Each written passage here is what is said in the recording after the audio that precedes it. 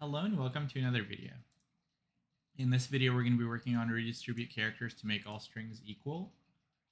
And in the problem, you're given an array of strings, and in one operation, you can pick two distinct indices I and j, where words I is a non-empty string, and move any character from words I to any position in words j. Return true if you can make every string equal using any number of operations. So in this first example, we have ABC and ABC and BC. So what we can basically do is we can take this A over here and put it right over here. So we'll get rid of this A, and this will now be ABC, ABC, ABC. And in second example, we have A, B, and A. So we can't really do this because there's only one B. And that's kind of the key to this problem. It's a pretty straightforward one. Basically, we don't really care like what operations we do, but there is something that we have to follow, right? Like let's say we have three words. The first word is ABC. The second word is like ABC, BC. And then the third word is A. Something like this. The order of the characters doesn't matter because you can take any character from any location and put it into any other location. But you can actually think about it another way where you can basically just count up all of your characters, right? So in this case, we have A3, B3, and C3. So if we have these characters, then we can redistribute these characters equally. So because you can move all these characters around, you can treat all of these characters as like a character bank. And then your goal is basically saying, you know, given some number of words with some characters, can I make that number of words, in this case 3, with my characters? And what do you need for your characters to be to make that number of words, right? Like if I have some characters like A with a value of X, B with a value of X, or whatever, right? C with a value of X, then they could all be different.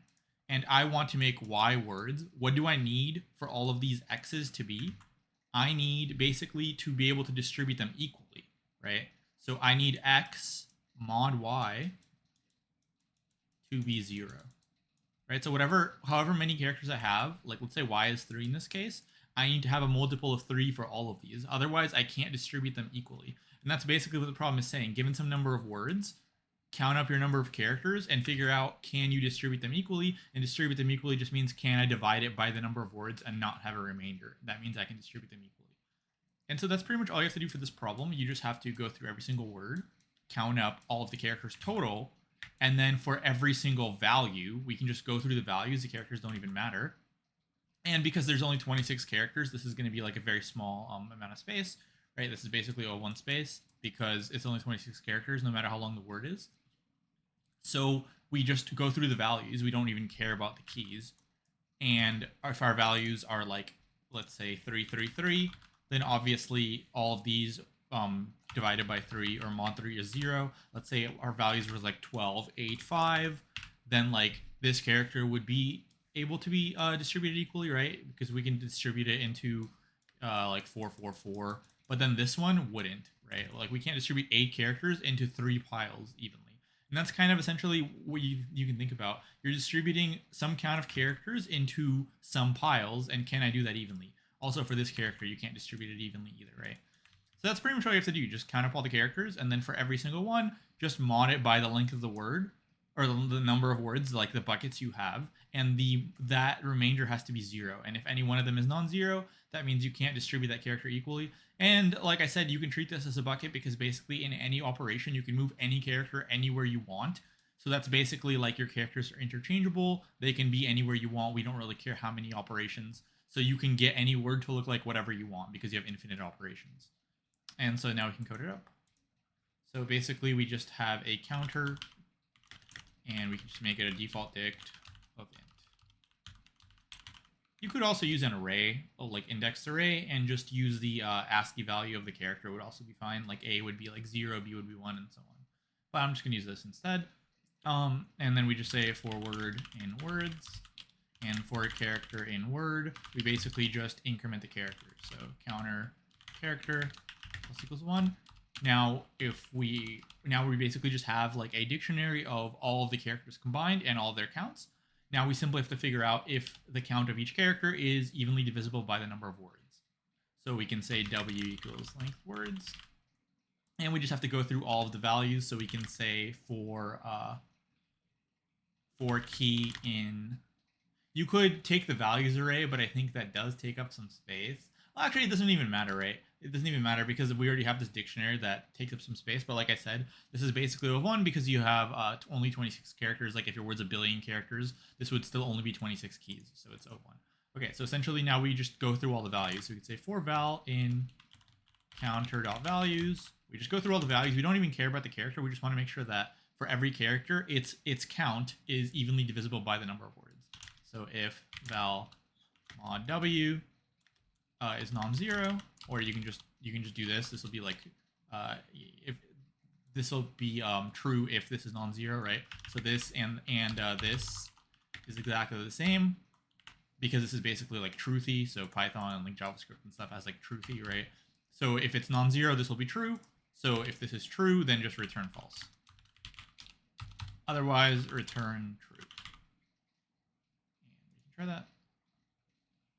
And submit. And there we go. Yeah, so I am not sure about the runtimes. I think an array is a little bit faster, but I think you do have to have counts. So, and I do think everyone has like roughly the same solution. We can take a look. So use a set, join word set 1. Okay, so they used a count, like a native method. Let's take a look at some others. Yeah, it's still kind of the same thing. It's like a set of words. Set, yeah. And the other thing I noticed that you can do actually that I didn't know. So before I didn't know you could check the memory. So you can actually look at solutions by memory too. You click on this little memory tab. You can click on like this, for example. So they use a default dict here and so on, right? So everything use some kind of cache or set or so if the best solution doesn't have like a O of 1 time or O of 1 space, then you know like your solution's pretty good. So you can just check like what are the best memory solutions, what are the best time solutions, and is mine kind of close to that? And this one is, like I said, yeah, basically you can see like all the runtimes are kind of right next to each other, so there isn't like something super good. Same thing with all the memories. All the memories are kind of like in this little range. There aren't like two piles, so this is fine. Okay, and now let's go through the time. So the time is O of. So I guess we can just say like O of C, where C is like every character and every word combined. So we can think about it that way. Or if you want C to be like the number of characters in a word, then it would be like O of C times N or something, right? We have to go through every single word, and for every single word, we have to go through every single character. So something like this, kind of get the picture. You just go through every single character. And then this part will obviously, I'm going to argue this is O of 1 because, like I said, there's only 26 characters, so that's negligible. So actually for the space, I am going to say it's O of 1.